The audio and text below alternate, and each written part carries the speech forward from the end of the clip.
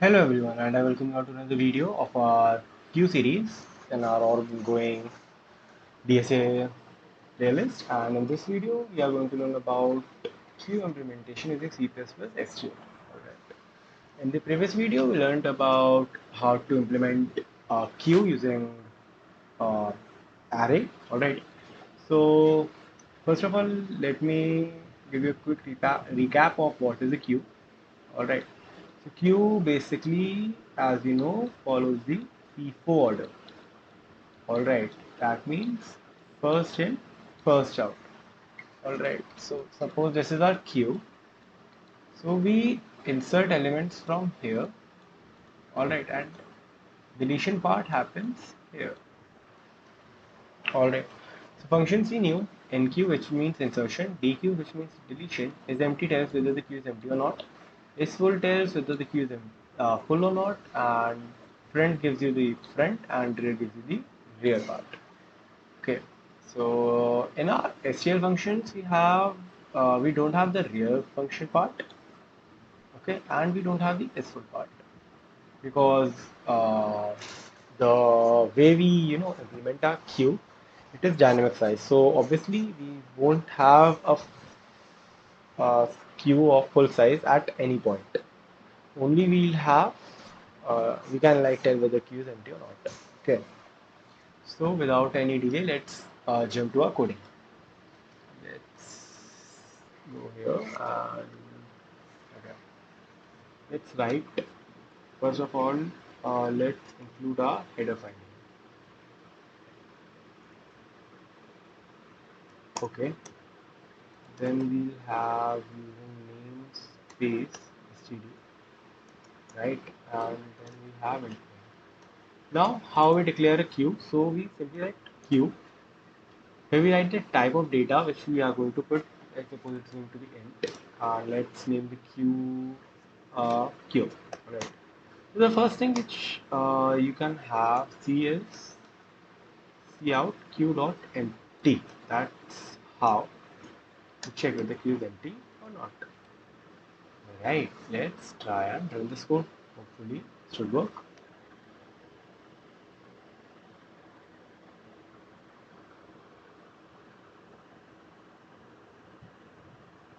Okay, one, that means our queue is empty. Cool. Now let's try and push something in queue. Let's try and push 10. Let's try and push 20. And let's try and push 30. Alright. Now we'll write cout queue dot empty.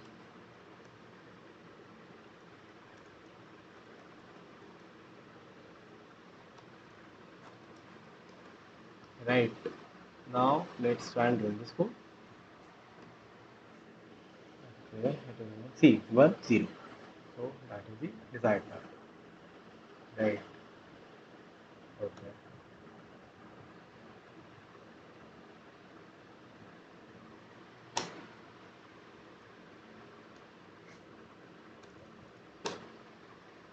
Now let's see how our queue is made here. Right. So what happened is we have 10, we have 20, and we have 30. We let me reason things a bit. Let me start from that. And let's have the pen. So we don't have S4 and we don't have reader, right? We learned about Enqueue. We learned about SMT. Now let's learn about the front. If I call the front function, what should I get? 30, right? So let's see how to do this. What I'll call? I'll simply call q dot front. Let's have C out. Q dot front. Okay. Now let's see what would be the output.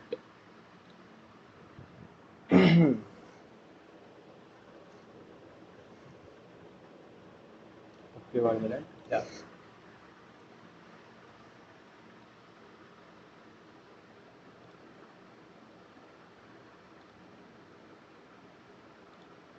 Yeah.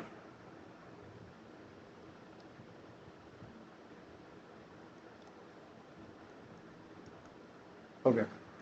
Here we have our output 1, 0, and 10. Right. The wait. Uh,